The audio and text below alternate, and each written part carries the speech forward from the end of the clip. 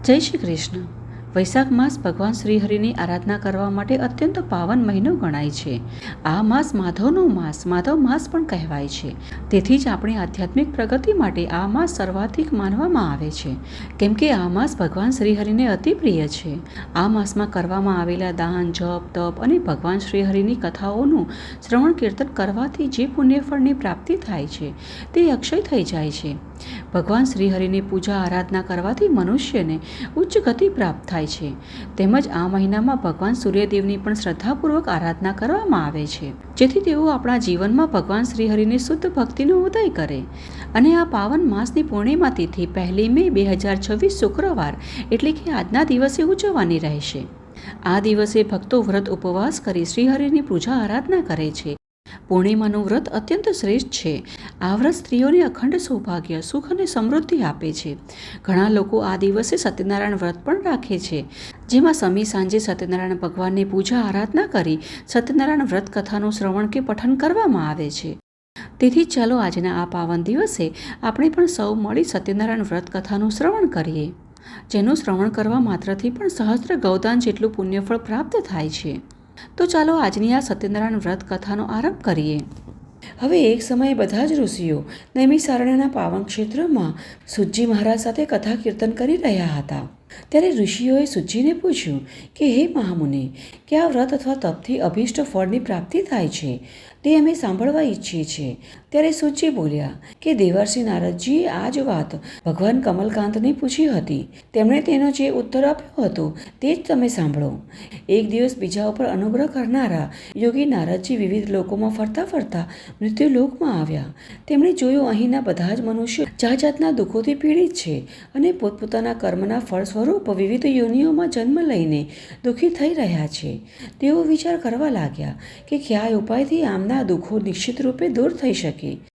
તેથી તે સમયે મનમાં આવો વિચાર કરીને તેઓ વિષ્ણુ લોકમાં ગયા અને ત્યાં જઈને તેમણે શંખ, ચક્ર, ગદા, પદ્મધારી વનમાળાથી વિભૂષિત શુક્લવર્ણ ચતુર્ભુજ દેવદેવીશ્વર ભગવાન નારાયણને જોઈને તેમને કંઈક કહેવાની ઈચ્છા થઈ. તેથી નારદજી બોલ્યા કે આપ મન અને વાણીથી અતીત અનંત શક્તિ છો, આદિ મધ્ય અને અંતથી રહિત છો, નિર્ગુણ છો, ગુણાત્મ છો, સર્વના આદિ અને ભક્તોના દુઃખોનો નાશ કરનારા છો. આપને સત સત નમન. ત્યારે શ્રીહરિ ભગવાન બોલ્યા કે હે મહાભાગ, તમે શા માટે અહીં આવ્યા છો અને તમારા મનમાં શી અભિલાષા છે? હું તમારી બધી વાતોને જવાબ આપીશ. ત્યારે નારદજી બોલ્યા કે મૃત્યુલોકના મનુષ્ય પાપ કર્મવશ વિવિધ યોનિઓમાં જન્મ લઈને અનેક પ્રકારના દુઃખોને પ્રાપ્ત થઈ રહ્યા છે અને પોતપોતાના પાપોનું ફળ ભોગવી રહ્યા છે. હે નાથ, તેમના તે તમામ દુઃખ સહજમાં જ કઈ રીતે દૂર થઈ શકે? જો મારા પર આપની કૃપા હોય તો તે માટેનો કોઈ ઉપાય બતાવો. તે સાંભળવાની મારી ઈચ્છા છે. ત્યારે ભગવાને કહ્યું કે વત્સ, લોકો પર અનુગ્રહ કરવાની કામનાથી તમે બહુ સારી વાત પૂછી છે. જે કરવાથી મનુષ્ય દુઃખથી મુક્ત થઈ જાય છે તે હું તમને કહી રહ્યો છું. તેથી તે તમે સાંભળો. એક અત્યંત પવિત્ર વ્રત છે જે સ્વર્ગ અને પૃથ્વી પર અત્યંત દુર્લભ છે. હું સ્નેહવશ આજે તેને પ્રગટ કરી રહ્યો છું. આ વ્રતનું નામ સત્યનારાયણ વ્રત છે. એ સારી રીતે વિધાનપૂર્વક કહું છું. આ વ્રતનું વિધિપૂર્વક અનુષ્ઠાન કરવાથી મનુષ્ય આ લોકમાં સુખ ભોગવીને પરમ લોકમાં મોક્ષ પ્રાપ્ત કરે છે. હવે ભગવાનની આ વાત સાંભળીને નારદજીએ ફરી પૂછ્યું કે આ વ્રતનું ફળ શું છે, આની વિધિ શું છે અને આ વ્રત કોણે કર્યું હતું અને ક્યારે કર્યું હતું? આ બધું જ વિસ્તારપૂર્વક જાણવા ઈચ્છું છું, તો કૃપા કરી મને કહો. ત્યારે શ્રી ભગવાન બોલ્યા કે આ વ્રતથી દુઃખ, શોક વગેરેનો નાશ થાય છે અને ધન ધાન્યની વૃદ્ધિ થાય છે. અને આ વ્રત સૌભાગ્ય, સંતતિ તથા સર્વત્ર વિજય પ્રદાન કરે છે. મનુષ્ય ભક્તિ શ્રદ્ધા સાથે કોઈ પણ દિવસે આ વ્રત કરી શકે છે. પરંતુ સત્યનારાયણ દેવનું નિશામુખ અર્થાત સંધ્યા સમયે પૂજન કરવાથી તે સંતુષ્ટ થાય છે. ધર્મપરાયણ મનુષ્ય બ્રાહ્મણ અને બંધુ બાંધવો સાથે આ વ્રત કરે, ભક્તિપૂર્વક ભોગ ધરાવે. ભોગ ઉત્તમ પદાર્થોનો હોવો જોઈએ ને ભોગ સવાયાના હિસાબે, જેમ કે સવાસે હોવું જોઈએ. કેળા, દૂધ, ઘી, ઘઉંનો લોટ ન મળે તો ચોખાનો લોટ અને ખાંડ અથવા ગોળનો ભોગ ધરાવવો જોઈએ. આ બધી વસ્તુઓ પ્રમાણમાં સવાયા હિસાબે હોવી જોઈએ અને બધી જ વસ્તુઓ એકત્ર કરીને તેમને અર્પણ કરવી જોઈએ. ત્યાર પછી ઘરના લોકોની સાથે મળી કથા સાંભળીને બ્રાહ્મણોને દક્ષિણા આપવી જોઈએ. ત્યાર પછી બ્રાહ્મણોને ભોજન કરાવી ભક્તિપૂર્વક સ્વયં પણ પ્રસાદ ગ્રહણ કરવો જોઈએ. ત્યાર પછી સ્તુતિ કરીને સત્યનારાયણ ભગવાનનું સ્મરણ કરતા રહીને ઘરે જવું જોઈએ. આ પ્રમાણે કરવાથી મનુષ્યને અવશ્ય મનોવાંછિત ફળની પ્રાપ્તિ થાય છે. વિશેષ કરીને આ કળિયુગમાં તો સત્યનારાયણ વ્રત સિવાય પૃથ્વી પર અભિષ્ટ સિદ્ધાંતોને બીજા કોઈ ઉપાય નથી. પૂર્વકાળમાં એક બ્રાહ્મણ આ વ્રતને કરીને કૃતકૃત્ય થઈ ગયા હતા. હવે તેમની કથા કહું છું. કાશીપુર ગામમાં એક નિર્ધન બ્રાહ્મણ રહેતા હતા. તેઓ ભૂખ તૃષાથી વ્યાકુળ થઈને સદાય પૃથ્વી પર ભટક્યા કરતા હતા. ને આ બ્રાહ્મણને દુઃખી જોઈને બ્રાહ્મણ પ્રિય ભગવાન વૃદ્ધ બ્રાહ્મણનું રૂપ લઈને તેની પાસે આવ્યા અને તેમને આદર સાથે પૂછ્યું કે હે બ્રાહ્મણ દેવતા, તમે શા માટે દુઃખી થઈને આ પૃથ્વી પર ભટકી રહ્યા છો? જો તમને યોગ્ય લાગે તો આ બધી વાત મને કહો, હું સાંભળવા ઈચ્છું છું. ત્યારે દુઃખી બ્રાહ્મણે કહ્યું કે હું બહુ ગરીબ છું અને ભિક્ષા માંગવા માટે આ પ્રમાણે હું પૃથ્વી પર ભટકી રહ્યો છું. તમે કોઈ ઉપાય જાણતા હો તો હે પ્રભુ, કૃપાપૂર્વક મને કહો. ત્યારે વૃદ્ધ બ્રાહ્મણના સ્વરૂપમાં આવેલા ભગવાને કહ્યું કે સત્યનારાયણ વિષ્ણુ ભગવાન અભિષ્ટ ફળ આપે છે. હે દ્વિજ શ્રેષ્ઠ, તમે સત્યનારાયણનું ઉત્તમ વ્રત કરો. મનુષ્ય આ વ્રત કરીને સર્વ દુઃખોથી મુક્ત થઈ જાય છે. આમ વૃદ્ધ સ્વરૂપે આવેલા ભગવાને સત્યનારાયણ ભગવાને આદરપૂર્વક વ્રતની પૂરી વિધિ બતાવીને ત્યાંથી અંતર્ધ્યાન થઈ ગયા. ત્યાર પછી તે બ્રાહ્મણ મનમાં ભગવાનનું ચિંતન કરતાં કરતાં પોતાના ઘરે પાછો ફર્યા. તેમણે માન્યું કે નારાયણે જ મને આ વ્રત બતાવ્યું છે, તેથી હું આ વ્રત અવશ્ય કરીશ. આમ બ્રાહ્મણ આ પ્રમાણે જ વિચાર કરતા રહ્યા. તેથી તેમને રાત્રે નિંદ્રા પણ ન આવી અને સવારે ઉઠતા જ હું સત્યનારાયણનું વ્રત કરીશ એવો સંકલ્પ લઈને બ્રાહ્મણ ભિક્ષા માંગવા માટે નગરમાં ગયા. તે દિવસે બ્રાહ્મણને ભિક્ષામાં પ્રચુર દ્રવ્યની પ્રાપ્તિ થઈ. તેથી તેના દ્વારા તેમણે બાંધવોની સાથે સત્યનારાયણનું વ્રત કર્યું અને તે વ્રતના પ્રભાવથી તે શ્રેષ્ઠ બ્રાહ્મણ સમસ્ત દુઃખોથી છૂટીને સંપૂર્ણ સંપત્તિથી સંપન્ન થઈ ગયા. ત્યારથી તેઓ દર મહિને સત્યનારાયણનું વ્રત કરવા લાગ્યા. શ્રી ભગવાને કહ્યું, તે ઉત્તમ બ્રાહ્મણ વૃદ્ધ રૂપધારી નારાયણ દ્વારા વ્રતને જાણીને બધા પાપોથી મુક્ત થઈ ગયા અને તેમણે દુર્લભ મોક્ષની પ્રાપ્તિ કરી. હે નારદ, જે સમયે આ વ્રતનો પૃથ્વી પર પ્રચાર થશે તે સમયે મનુષ્યના સમસ્ત દુઃખ નષ્ટ થઈ જશે. આ પ્રમાણે સુજી બોલ્યા કે હે મહામુનિઓ, નારાયણે મહાત્મા નારદને જે કહ્યું હતું બરાબર તેવું જ મેં તમને કહ્યું છે. હવે બીજું શું કહું? ત્યારે ઋષિઓએ પૂછ્યું, ત્યાર પછી આ પૃથ્વી પર આ વ્રતનું અનુષ્ઠાન કોણે કર્યું હતું?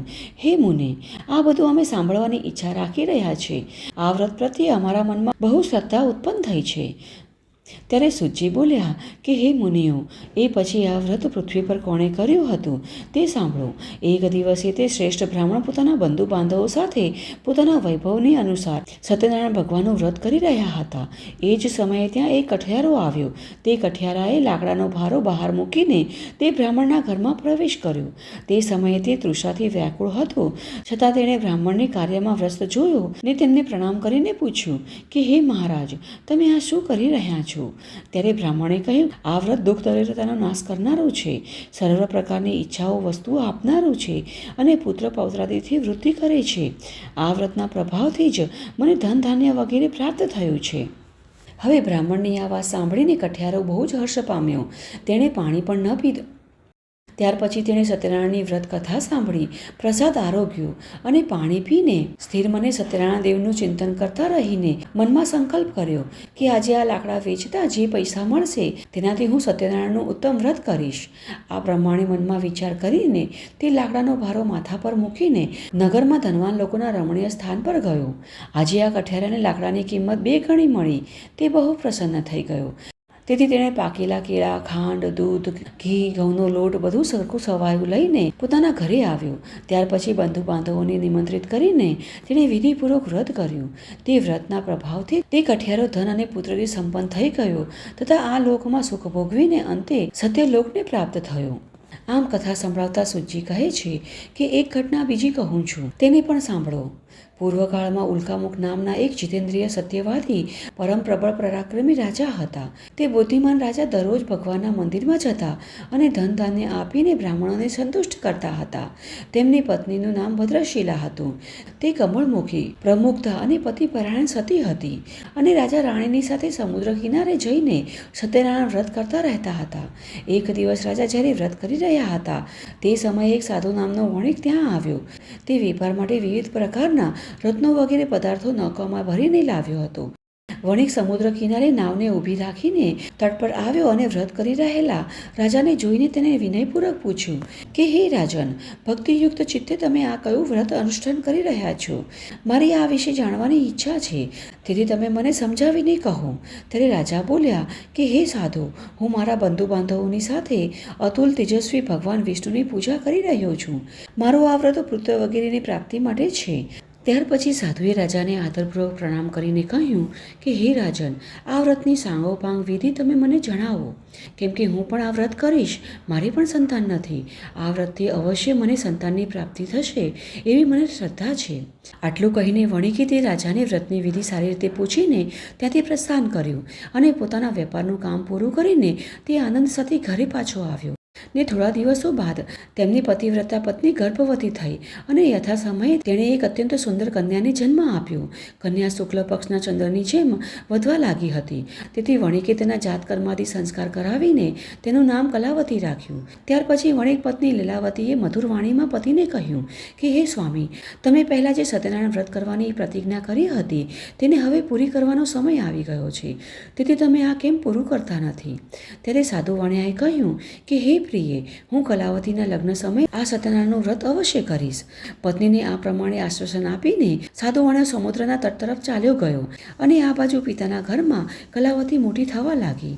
ત્યાર પછી ધર્મને જાણનાર પિતાએ જ્યારે પોતાની પુત્રીને લગ્ન કરવા યોગ્ય જોઈ ત્યારે પોતાના બંધુ બાંધવો સાથે પરામર્શ કરીને સાધુએ વર શોધવા માટે એક દૂતને મોકલ્યો અને દૂત સાધુના આદેશથી કાંચનનગરમાં ગયો. ત્યાં કલાવતીને યોગ્ય એક ઉત્તમ વરની શોધ કરીને ત્યાંથી તે વણિક પુત્રને સાથે લઈને પાછો ફર્યો.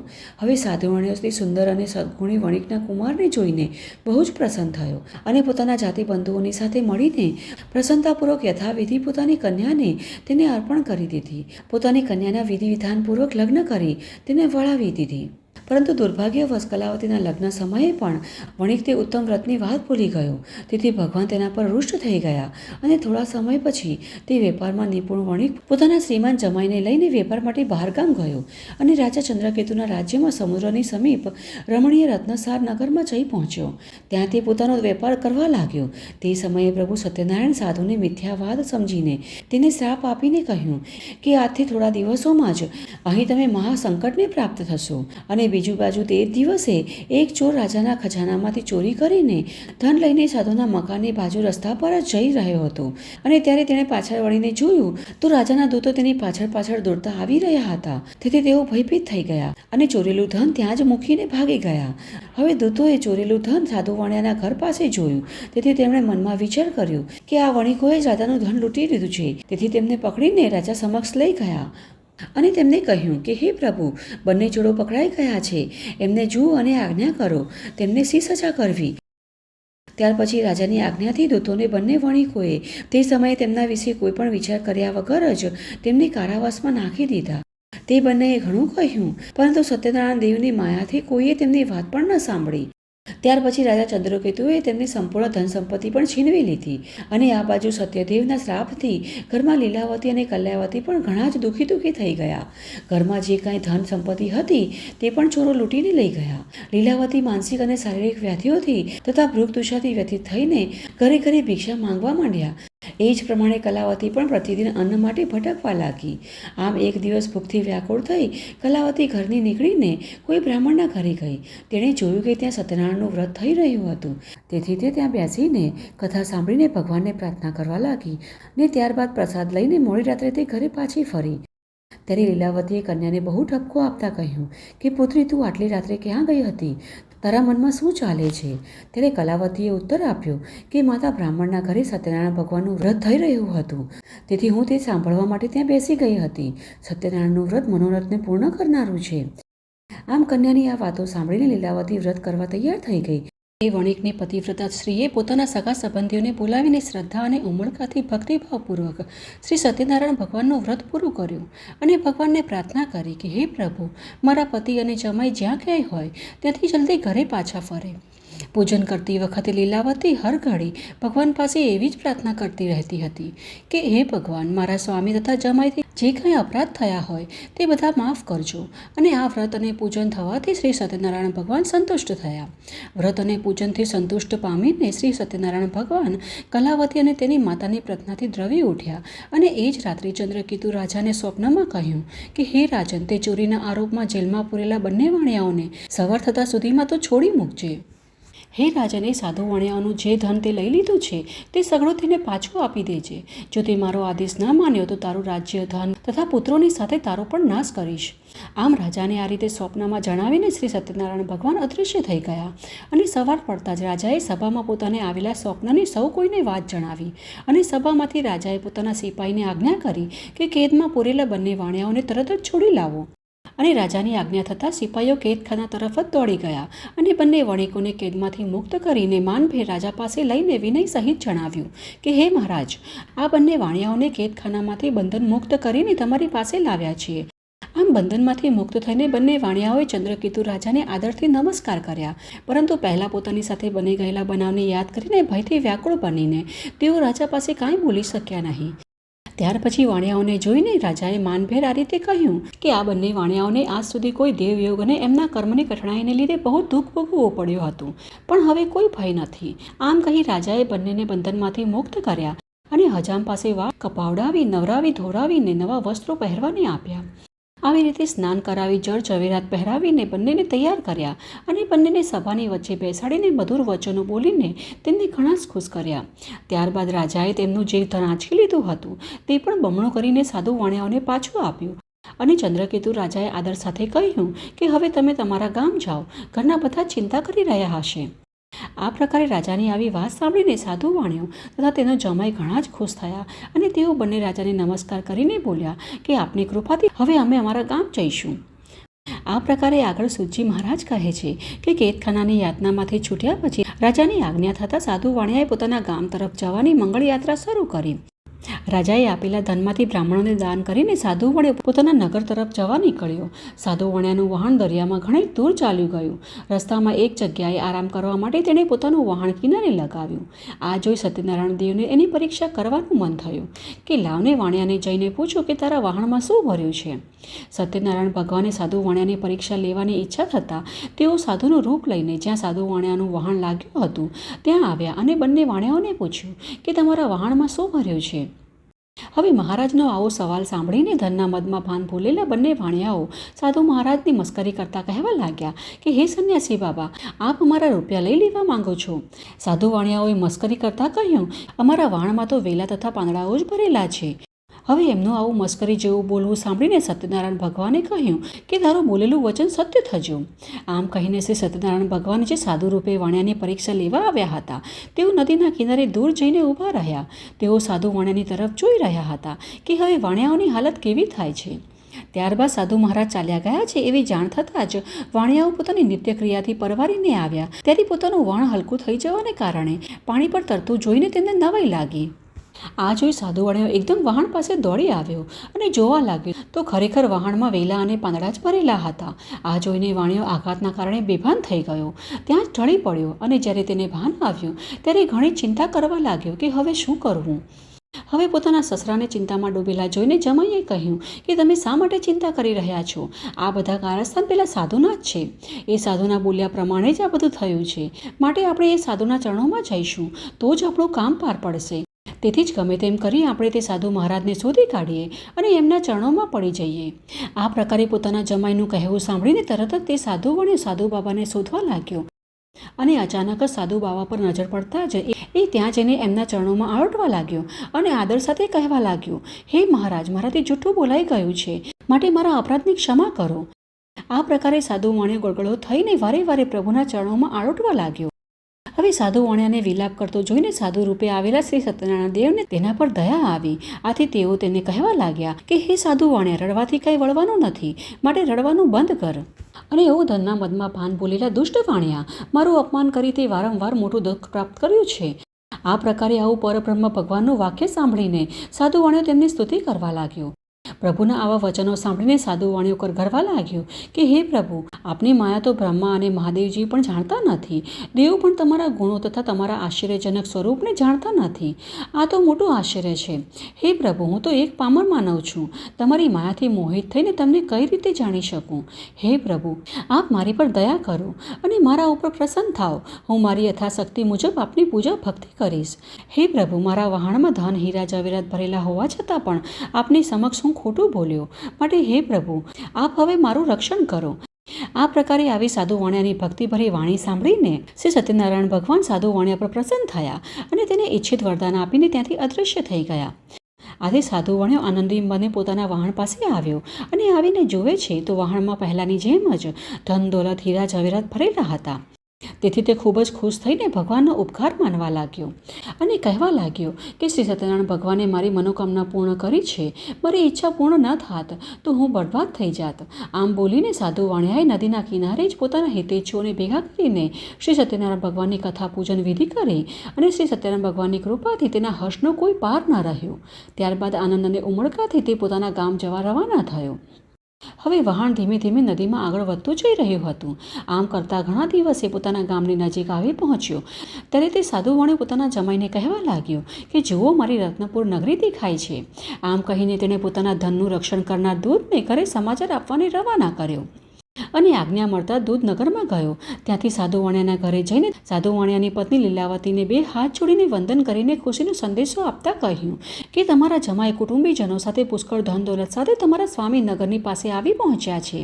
હવે દૂતના મુખેથી આવા વચનો સાંભળીને લીલાવતી રાજીના રેડ થઈ અને તેણે તરત જ શ્રી સત્યનારાયણ ભગવાનનો ઉપકાર માન્યો અને ભાવપૂર્વક પૂજન વિધિ કરી અને પોતાની પુત્રીને પણ ભગવાનનું પૂજન કરવાનું કહ્યું. આમ કહીને લીલાવતીએ પોતાની પુત્રીને કહ્યું કે બેટા, હું તારા પિતાજીના દર્શન કરવા માટે જઈ રહી છું. તું પણ કથાનું પૂજન કરી જલ્દીથી આવજે. હવે માતાના વચન સાંભળીને પુત્રીએ શ્રી સત્યનારાયણ ભગવાનના વ્રતને ઘણી ઉતાવળ કરીને સમાપ્ત કર્યું. ઘણી તાલાવેલીના કારણે કલાવતી ભગવાનનો પ્રસાદ ગ્રહણ કરવાનું ભૂલી ગઈ અને પોતાના સ્વામીને જોવાને ઉતાવળે નદીના કાંઠે આવી પહોંચી. આના કારણે શ્રી સત્યનારાયણ દેવ કોપાયમાન થયા, જેનાથી તેના સ્વામી જે વહાણમાં હતું તે વહાણ જમાઈ અને ધન દોલત સાથે દરિયામાં ડૂબી ગયું. ઘણી જ ઉતાવળે આવેલી કલાવતી કન્યાએ પોતાના સ્વામીને જોયા નહીં. આ પ્રકારે પોતાના પતિ અને વહાણ નજરે ન ચડતા કલાવતી કન્યા ઘણી દુઃખી થઈ ગઈ. તે વિલાપ કરતાં કરતાં ત્યાં જ જમીન પર ઢળી પડી અને સાધુ વાણિયો પણ પોતાના જમાઈ સાથે અદ્રશ્ય થઈ ગયેલા વહાણ અને પોતાની પુત્રીને વિલાપ કરતો જોઈને ગભરાઈ ગયો. મન બબડી ઉઠ્યું. આ તો કેવું આશ્ચર્ય છે! વહાણમાંના બધા ખલાસીઓ પણ ગભરાઈ ગયા. પોતાની દીકરીને વિલાપ કરતી જોઈને લીલાવતી પણ અતિ આકુળ વ્યાકુળ થઈ ગઈ. તે પણ વિલાપ કરવા લાગી અને પોતાના પતિને આ પ્રમાણે કહેવા લાગી કે હે સ્વામીનાથ, હમણાં તો આપણા જમાઈ વહાણમાં હતા. આમ અચાનક તેઓ વહાણ સાથે ક્યાં અદ્રશ્ય થઈ ગયા? હું એ સમજી શકતી નથી કે આપણાથી ક્યાં દેવનો એવો અપરાધ થઈ ગયો છે કે જમાઈ વહાણ સાથે જ અદ્રશ્ય થઈ ગયા. હે નાથ, શ્રી સત્યનારાયણ ભગવાનનું મહાત્મ્ય કોણ જાણી શકે તેમ છે?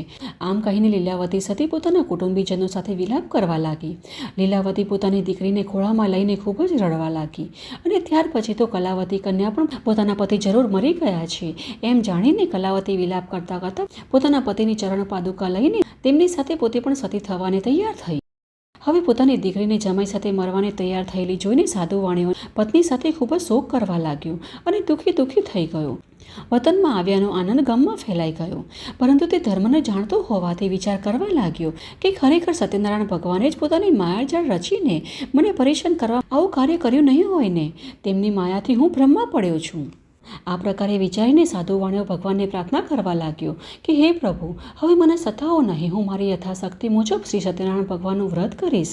આમ વિચારી પોતાના સ્નેહીજનોને પોતાની પાસે બોલાવીને સર્વને પોતાનો મનોરથ કહ્યો અને સાધુ વાણિયો વારંવાર શ્રી સત્યનારાયણ ભગવાનને દંડવત પ્રણામ કરવા લાગ્યો. આથી દયાળુ, દુઃખ હરતા, ભક્તોનું રક્ષણ કરનાર તથા સ્નેહ વર્ષાવનાર શ્રી સત્યનારાયણ ભગવાન સંતુષ્ટ થયા.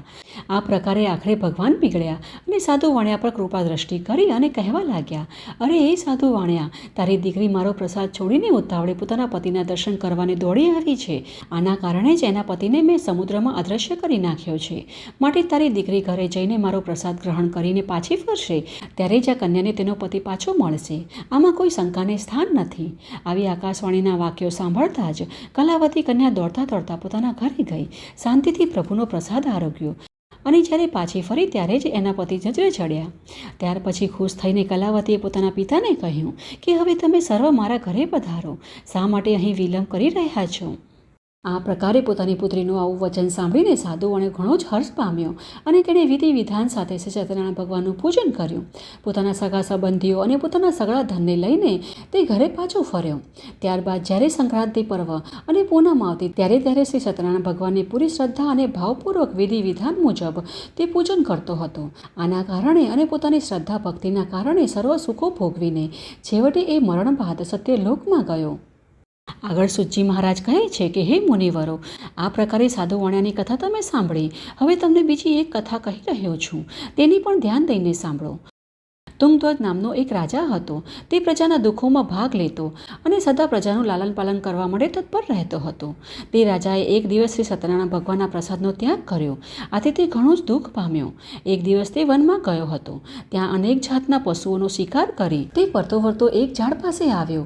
ત્યાં કેટલાક ગોવાળિયા સાથે મળીને શ્રી સત્યનારાયણ ભગવાનની કથા પૂજન ભક્તિભાવપૂર્વક કરી રહ્યા હતા.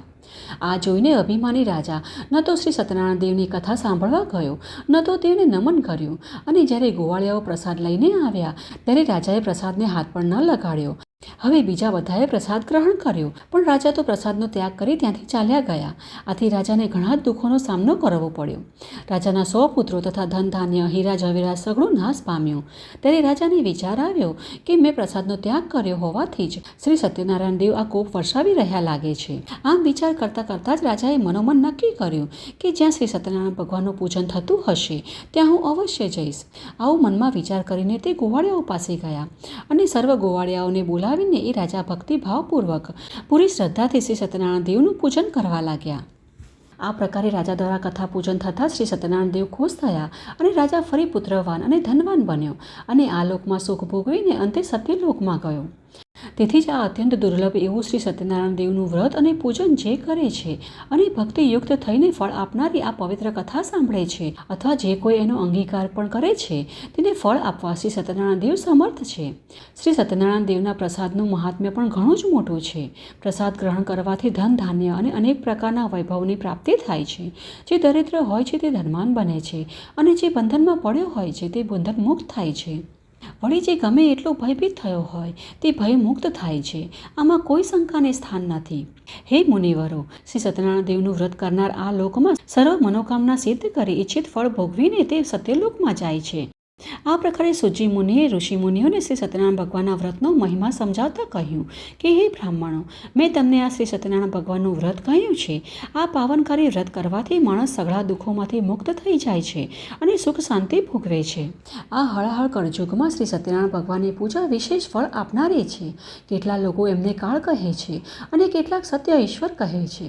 કેટલાક લોકો તેમને શ્રી સત્યનારાયણ ભગવાન કહે છે તો કેટલાક સત્યદેવ કહે છે. એ શ્રી સત્યનારાયણ વિષ્ણુ ભગવાન અનેક જાતના રૂપો ધારણ કરીને દરેકના સગળા મનોરથો પૂર્ણ કરે છે અને ઈચ્છિત ફળ આપે છે. જે કોઈ ભક્તિભાવપૂર્વક આ કથાનો નિત્ય પાઠ કરશે તેના શ્રી સત્યનારાયણ ભગવાનની કૃપાથી સગળા દુઃખો નાશ પામશે. તેના સગળા પાપો નષ્ટ થઈ જશે.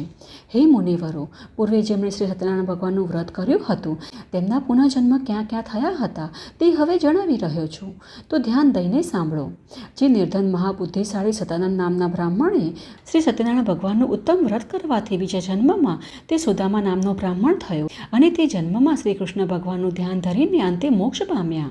અને લાકડાના ભારા વેચનારો ગરીબ ભીલકઠિયારો શ્રી સત્યનારાયણ ભગવાનનું વ્રત કરવાથી બીજા જન્મમાં ગૃહ નામનો રાજા થયો. તે ભગવાન રામની સેવા પૂજા કરીને અંતે વૈકુંઠનો અધિકારી બન્યો.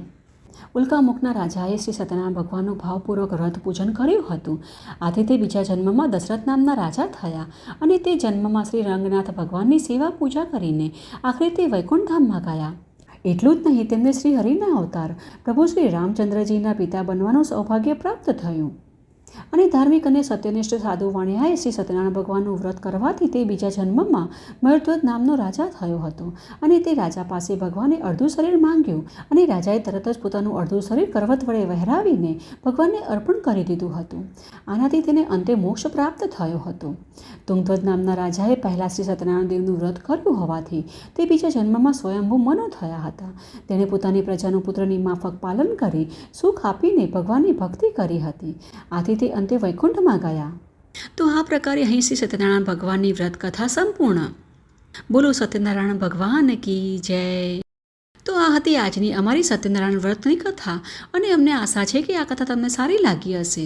જો તમને આ કથા થોડી પણ સારી લાગી હોય તો લાઈક કરજો અને તમારા મિત્ર અને પરિવારમાં પણ શેર કરજો, જેથી કરી તેઓ પણ આ કથાનું શ્રવણ કરી પુણ્યફળની પ્રાપ્તિ મેળવી શકે. અને આવી જ વૈદિક અને પ્રમાણભૂત કથાઓનું શ્રવણ કરવા હેતુ આ ચેનલને સબસ્ક્રાઈબ કરીને રાખી લેજો. નીચે બતાવેલા બેલ આઇકનને પણ પ્રેસ કરજો, જેથી કરી અમારા દ્વારા આવનારી આવી જ વૈદિક અને પ્રમાણભૂત કથાઓ જે આપણા ધર્મગ્રંથો અને શાસ્ત્રોમાંથી લેવામાં આવી રહી છે તે તમારા સુધી સરળતાથી પહોંચી શકે. જય શ્રી કૃષ્ણ.